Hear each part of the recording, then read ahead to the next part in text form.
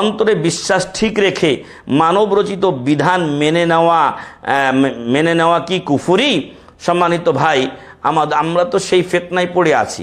এখন আমাদের সমাজে গণতন্ত্র, জমহুরিয়া গণতন্ত্র, এটা মানবরচিত বিধান, এটা প্রচলিত হয়ে আছে।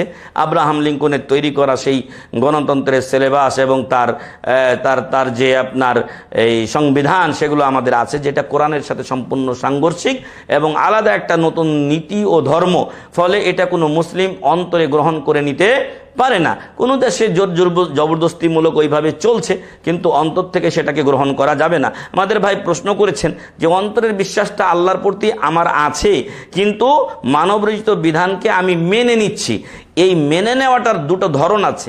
একটা হলো যদি আপনি সেটাকে হালাল মনে করেন, হালাল মনে করে আপনি মেনে নিয়েছেন, যেমনটি এখন যারা নির্বাচনে দাঁড়াচ্ছে বিভিন্নভাবে, তারা এটাকে কিছু পরোয়া করে না। এটাকে তারা বরং মনে করে যে আমি উপজেলা চেয়ারম্যানের ভোট চলছে, এখন চেয়ারম্যানের পদ পেলে অনেক ভালো, তারপরে আমি এমপি হতে পারলে আমার পদমর্যাদা বাড়বে, টাকা পয়সা কিছু চুরি করতে পারবে ইত্যাদি, নাউজুবিল্লাহ মিন জালিক। তো এই সব যারা চিন্তা ভাবনা করে, তারা মূলত এগুলোকে হালাল মনে করেই করছে। ফলে যদি কেউ হালাল মনে করে, তাহলে সে কাফের হয়ে যাবে, যেটা আল্লাহ তাআলা কোরআনে বলছেন, ওয়ামাল্লাম ইয়াহকুম বিমা আনজালাল্লাহ ফাউলাইকা হুমুল কাফিরুন। যারা মানবরচিত মতবাদকে হালাল মনে করে গ্রহণ করে সাদরে, তারা কাফের হয়ে যাবে।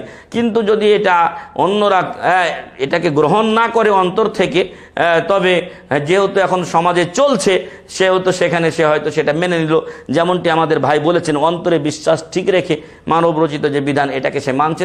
আল্লাহ তাআলা পরবর্তী দুটি আয়াতে বলছেন, ফাউলাইকা হুমুজ জালিমুন ফাউলাইকা হুমুল ফাসিকুন। তারা এই দলের অন্তর্ভুক্ত হবে, তারা কুফরে আকবারে চলে যাবে না। এই মানবরচিত যাবতীয় বিধান থেকে নিজেকে মুক্ত করে এক আল্লাহর বিধানের কাছে আত্মসমর্পণ করতে হবে।